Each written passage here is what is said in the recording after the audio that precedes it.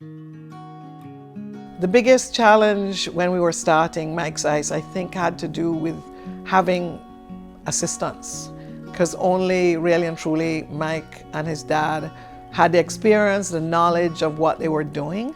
So it was just the two of them. And obviously we needed to get this started as quickly as we could. And so they had to depend on each other. And it was a challenge because obviously that was rough going. They were going from very early in the morning till late at night, sometimes going back in the middle of the night to check, you know, when things did get started, are the machines running, are they cycling, all of this stuff, but there was only the two of them.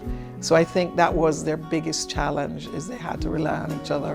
And there was nobody else on island, I don't think, at that time, that they could say, okay, I have this other person help us. It was quite funny, the relationship between Mike and his daddy, because of course Topper comes from being in the army, very structured, disciplined, and here is this youngish guy, he's not that old, but he learned a lot from his father, and I think the relationship actually became a lot stronger because there was always the tension of, do I really have to go down at 5 o'clock in the morning? Getting delivery of ice for Mike's Ice when they first started was quite something. We only had one vehicle, and that was Topper Brown's Mercedes-Benz. And that is what we used to deliver ice in. The trunk was quite a big trunk, and that is where the bags of ice would be loaded into the back of that. They'd go as quickly as they could to where they were going and come back for the next load. So ice was delivered in the back of a Mercedes-Benz in the beginning. His whole principle was, we gotta be on time. We also have to have the best quality ice. We have to never let people down. He was like crazy about not letting people down.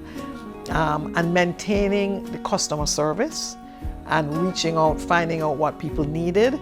He was very much about that. The quality, us being on time, us not forgetting that we're an integral part.